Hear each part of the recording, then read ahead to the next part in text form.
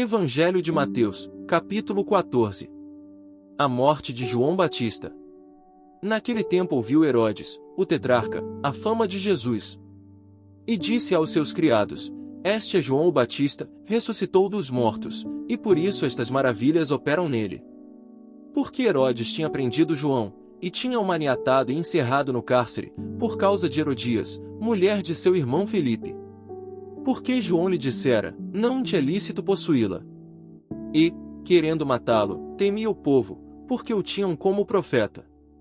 Festejando-se, porém, o dia natalício de Herodes, dançou a filha de Herodias diante dele, e agradou a Herodes. Por isso prometeu, com juramento, dar-lhe tudo o que pedisse.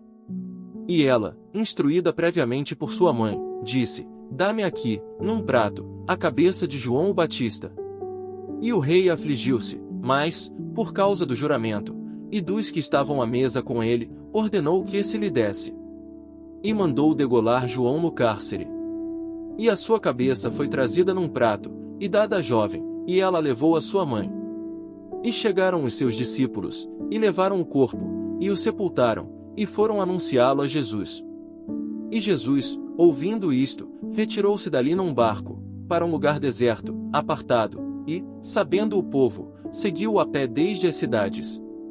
E, Jesus, saindo, viu uma grande multidão, e possuído de íntima compaixão para com ela, curou os seus enfermos. E, sendo chegada a tarde, os seus discípulos aproximaram-se dele, dizendo: O lugar é deserto, e a hora é já avançada, despede a multidão, para que vão pelas aldeias, e comprem comida para si. Jesus, porém, lhes disse: Não é mister que vão, dai-lhes vós de comer. Então eles lhe disseram: Não temos aqui senão 5 pães e 2 peixes. E ele disse: Trazei-mos aqui. E, tendo mandado que a multidão se assentasse sobre a erva, tomou os 5 pães e os 2 peixes, e, erguendo os olhos ao céu, os abençoou, e, partindo os pães, deu-os aos discípulos, e os discípulos à multidão. E comeram todos, e saciaram-se, e levantaram dos pedaços, que sobejaram, 12 alcofas cheias. E os que comeram foram quase 5.000 homens, além das mulheres e crianças. E logo ordenou Jesus que os seus discípulos entrassem no barco, e fossem adiante para o outro lado, enquanto despedia a multidão. E, despedida a multidão, subiu ao monte para orar, à parte. E, chegada já a tarde, estava ali só. E o barco estava já no meio do mar, açoitado pelas ondas, porque o vento era contrário. Mas, à 4ª vigília da noite, dirigiu-se Jesus para eles, andando por cima do mar. E os discípulos, vendo-o andando sobre o mar, assustaram-se, dizendo: É um fantasma. E gritaram com medo.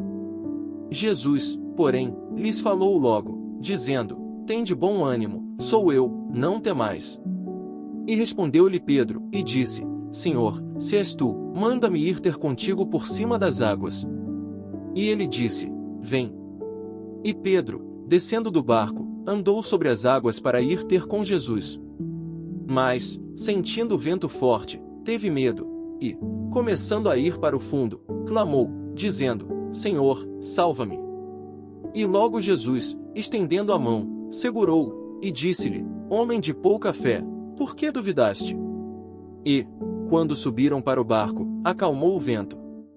Então aproximaram-se os que estavam no barco, e adoraram-no, dizendo: És verdadeiramente o Filho de Deus. E, tendo passado para o outro lado, chegaram à terra de Genezaré. E, quando os homens daquele lugar o conheceram, mandaram por todas aquelas terras em redor e trouxeram-lhe todos os que estavam enfermos. E rogavam-lhe que ao menos eles pudessem tocar a orla da sua roupa, e todos os que a tocavam ficavam sãos.